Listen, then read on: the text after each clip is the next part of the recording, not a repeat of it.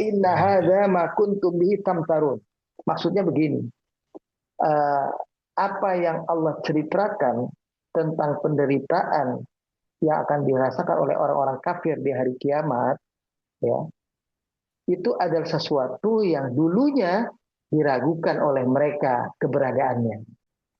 Mereka banyak yang tidak percaya hari kiamat secara hakikat.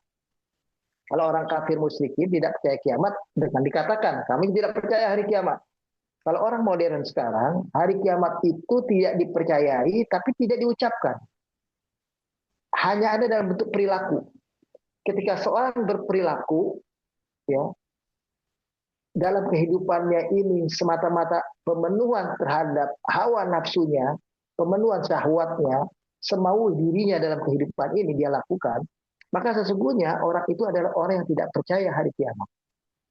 Dia tidak yakin bahwa kiamat itu akan terjadi. Buktinya apa? Dia merasa kalau dia mengambil barang orang lain, dia berbuat curang, dia berbuat jahat, dia berbuat zalim, dia seperti merasa nggak ada hukumannya, nggak ada tanggung jawab. Orang ini sebetulnya orang tidak percaya hari kiamat. Jadi sebetulnya orang yang tidak percaya hari kiamat itu bukan saja orang yang mengucapkan saya tidak beriman kepada hari kiamat, tapi lebih juga kepada orang-orang yang perilakunya menunjukkan seolah-olah dia tidak akan ada hari keadilan. Jadi hari kiamat itu adalah hari keadilan. Di orang itu beranggapan, oh pokoknya setelah saya begini, saya mati selesai. Sudah. Termasuk maaf, orang yang matinya bunuh diri. Orang matinya bunuh diri itu nggak percaya sama hari kiamat. Karena dia merasa setelah dia bunuh diri, selesai, sudah. Semuanya selesai. Nah, menjadi orang yang nggak percaya hari kiamat, sebetulnya orang yang tidak percaya kepada keadilan Allah yang akan terjadi nanti di hari kiamat itu sendiri. Jadi bukan saja orang itu nggak percaya hari kiamat tentang kenikmatan surganya, azabnya, bukan hanya itu, tapi orang itu nggak peduli dengan apa ya, dengan ada pertanggungjawaban, gitu, ada keadilan, sehingga dia merasa bebas. Nah itu orang nggak percaya hari kiamat sebetulnya. Atau orang-orang yang berbuat curang dalam ya, kedudukan sosial mereka, itu orang-orang yang tidak percaya hari kiamat tandanya. Karena mereka bisa berani seperti itu, gitu. Ya, Kan, ya. atau orang yang sering berutang sama orang lain nggak mau bayar, itu juga orang nggak percaya sama hari kiamat itu. Orang itu, Masya kenapa? Karena dia merasa habis utang terserah dia nanti, dia nggak peduli, pokoknya utang lagi sama orang, terus dia nggak bayar, dia merasa dengan nggak bayar selesai sudah. Nah, itu orang itu sebetulnya tidak percaya hari kiamat. Hati-hati, tidak percaya hari kiamat bukan hanya ucapan. Makanya di sini dalam bahasa surat Ad-Dukhan itu di ujungnya dikatakan di ayat 50, inna hada ma kuntum bihi tamtarun. Inilah yang dahulu kalian ragukan keberadaannya.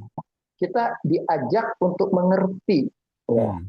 dengan petunjuk Al-Quran ini bahwa apa yang seharusnya kita lakukan dalam hidup ini. Karena hidup ini adalah sebagai sebuah sistem, aturan main, ekosistem di dalamnya. Jadi kalau ada misalnya eh, orang tinggal di sebuah tempat, ya katakan ada 100 orang, ya. Kemudian di tengah-tengah mereka itu ada mereka membutuhkan 1.000 pohon misalnya. Mungkin kalau satu dua pohon ditebang untuk menghidupi yang 100 itu selesai cukup, yang buat makan, yang buat kayu bakar, yang buat ini selesai. Tapi kalau ada dari orang 100 ini, tamak, rakus, memenuhi syahwatnya saja, dari 100 orang ini ada katakanlah cuma 2-3 orang atau 10 orang menebang 900 pohon. Karena dia merasa ini punya nilai material yang luar biasa, dijual, ekspor, impor, segala macam misalnya.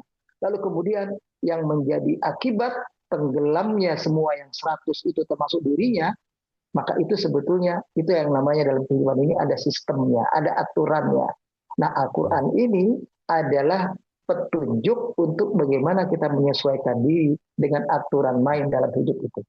Makanya disebut Al-Quran itu adalah sunnatullah kauliyah, sunnatullah dalam bentuk ucapan Tuhan, ucapan Allah. Sedangkan yang terbentang di alam semesta ini adalah sunnatullah kauniyah, ya, yaitu hukum Allah yang ada dalam kehidupan sehari-hari. Nah itu Makanya disinilah kuncinya. Kenapa Allah menghukum orang-orang yang sudah berakal ketika dewasa, dia tidak memilih ajaran Islam. Itu karena buat mereka sudah cukup mumpuni untuk menyerap, menerima kebenaran itu. Apalagi di dunia modern ini, bisa buka Google, bisa buka sekarang AI, dia bisa buka YouTube, dia bisa buka untuk mengenal Islam.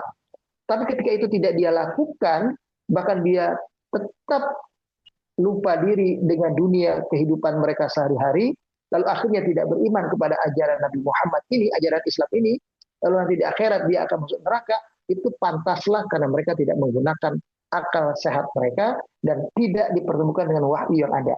Kita kan dalam hidup ini ada fitrah dasar, ada kemudian wahyu dari langit, lalu ada akal yang menggiring keduanya ini jadi ketemu.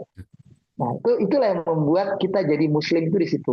Tapi kalau ada orang yang masih fitrahnya ada, wahyu ada, tapi dia masih kecil, akalnya belum berfungsi, dia meninggal dunia, di situ Allah maafkan itu. Jadi kalau ada orang lahir dari bapak ibu yang kafir, ya misalnya baru umur 2 tahun, 3 tahun meninggal dunia, insya Allah tetap bagi anak itu surga. Karena dia belum menggunakan akal sehatnya untuk mempertemukan wahyu dengan fitrahnya. Itu begitu. Tapi kalau dia sudah berakal, dewasa, bisa berpikir, itu harus mempertemukan wahyu dengan fitrah ini. Nah, disitulah gunanya Al-Quran. Karena kalau fitrah saja, kita akan masih mudah terombang-ambing, apalagi dapat ujian-ujian kehidupan, mudah putus asa, nah, perlu ada wahyu yang menguatkan hatinya itu.